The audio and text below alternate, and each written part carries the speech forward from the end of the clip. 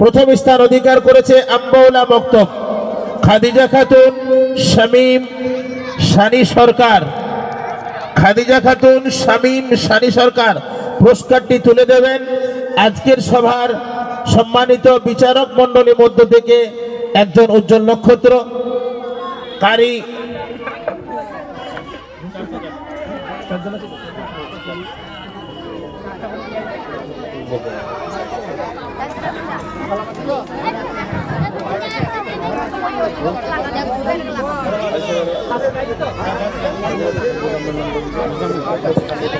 কারি মুজাম্মিল সাহেব পুরস্কারটি তুলে দিচ্ছেন। কারি মুজাম্মিল সাহেব প্রথম পুরস্কার পাচ্ছেন।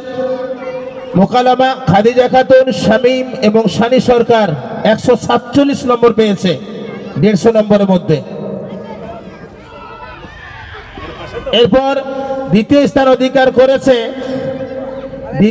অধিকার করেছে নারায়ণপুর মক্তব আফরিন মন্ডল আকসা মল্লিক জেসমিন খাতুন।